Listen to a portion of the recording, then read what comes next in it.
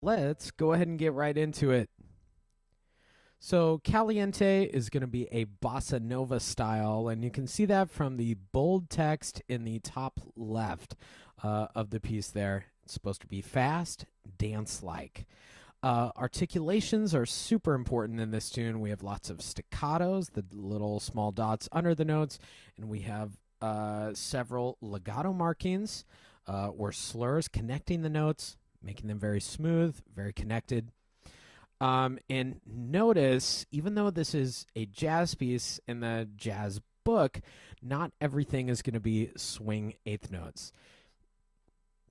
It will only be swing eighth notes if I specifically put swing at the top left here.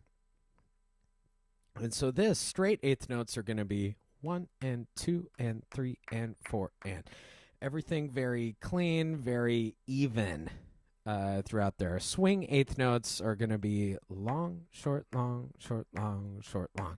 It's a little bit different feeling there. Some of the notes are longer than the other ones, but with straight eighth notes, which is what we're going to be using on Caliente, everything is nice and even. Everything is the same value. 1 and 2 and 3 and 4 and. So let's talk a little bit about this one. Your right hand 2 is going to be on middle C, and your left hand 5 is going to be on A, this lower A. So we find C, C, B, A. Here we go. Now, it's up to you if you want to practice this hands alone or hands separately. For right now, we can just check out this right hand. So it's going to be short, short, rest, long, short, short, quarter, quarter. And check out that beat 4 in measure 1 going to beat 1 into measure 2. There's a slur or legato marking there. They mean the same thing. We're looking for a smooth connected sound going into that short note. So let me play that again. Short, short, rest, smooth, short, short. So together, you can hear that legato there. Long, short, short. Kind of like in anticipation. It's going into the next measure. Excellent. This left hand here is acting more like a bass player would. Boom, doot, boot, doot, doot, doot, doot. And a thing with this one is that your 5 finger is going to be bouncing around a little bit. We are playing on A, and then we go up to that G sharp, that middle black key there, A, E, G sharp, E. Now, with a couple other of my pieces, we've talked about black keys with the pinky and with the thumb. Besides the thumb, the pinky is the next shortest finger.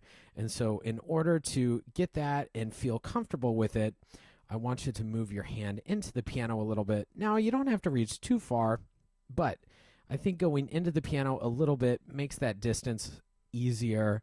It shortens that distance and makes it a little bit easier to play. Otherwise, if you play kind of on the ends of the keyboard, you kind of have to move your wrist or your arm a little bit, and that can be uncomfortable. So I like to play this into the piano a little bit more so that it's right there. Boom, and it's right there. I don't really have to move my wrist or my arm. It's very comfortable. Let's see, a couple other things on this. So I think of the first 2 lines as kind of the intro. A lot of bossa nova pieces and styles from this type of music will have long introductions, and it's meant as kind of an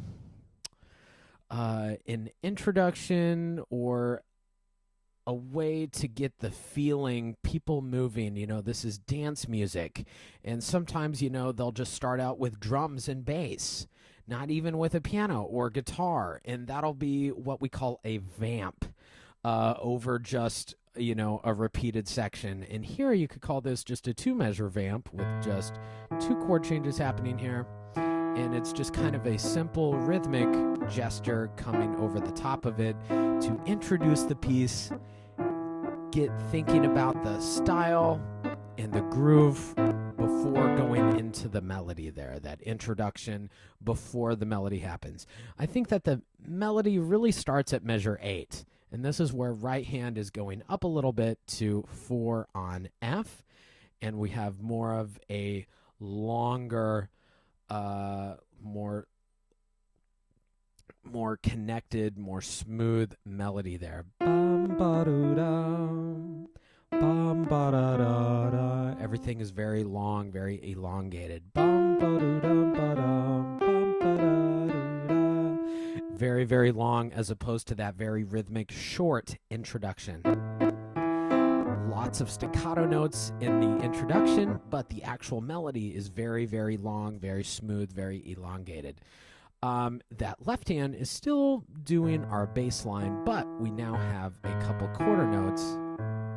And the reason why I did that is just to add a little bit more rhythmic variety and a little bit more action in the places where there are quarter notes in that left hand, like in measure 10, in measure 12. There's nothing happening in that right hand, and so it just drives the piece a little bit more.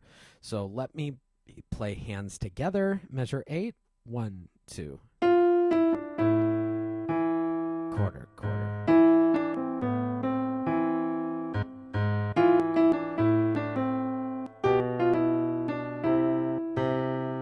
Now, let's talk about a couple things on this part.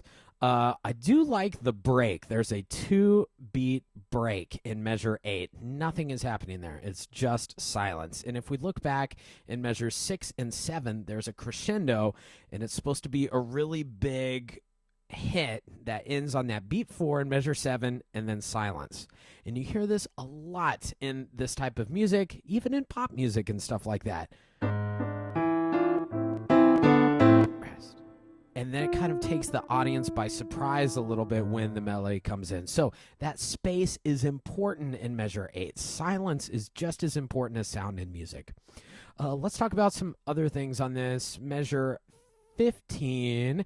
This left hand is kind of ascending here in 13, going up to the B in 14, C in 15, and then check this out. We're going to go to a C sharp, and then bring our thumb in to the piano for that D in 17. And the reason for that, and then we're going to bring our 4 in. And that seems like a kind of weird thing to do, but it's to set up this right here.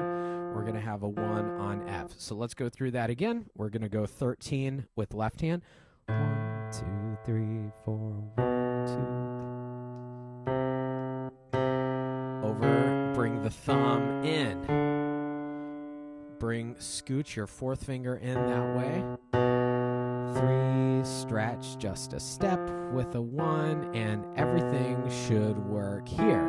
And then we're back in a 5-finger position. So just a couple kind of weird fingering stuff happening in 17 where we bring the thumb in. And I think that probably the most awkward is right here in 18, and that's with a 4 with a B right there. So just watch out for that and see how I'm doing that. I'm bringing my 4 in. You know, I'm not trying to squish everything together like this. I'm leaving room. I'm putting my hands up and bringing my 4th finger in so that I have room to play. Okay?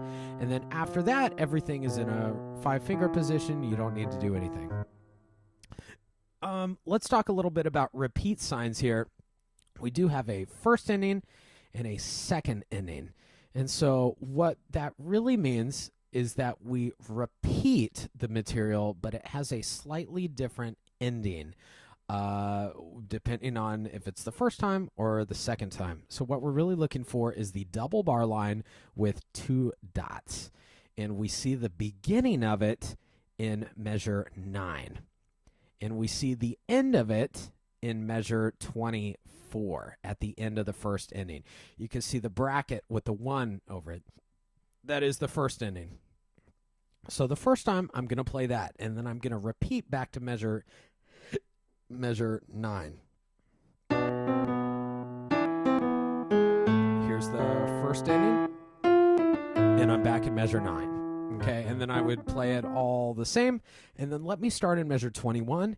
Let's pretend that I've already played it. This is the second time. I'm going to skip the first ending, go directly to the second ending. It'll be the bracket with the number 2. This will be 21, second time. Now, here, I completely skip measure 24, and I go right on to 25 because it's the second ending. And I keep going. 26, your right hand, it's going to be exactly the same thing as the beginning, but right hand is just up an octave. We've seen this before. Big crescendo here. And then super, super big note on the end there. We've got a fortissimo, that double forte there. And then we've also got accent markings, excuse me, above the notes.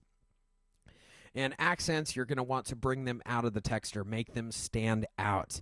And how to do that is to really, really go for it. Play those notes loud, play them very confident, very strong. And that will probably wrap it up for Caliente. Thanks for joining us. See you next time.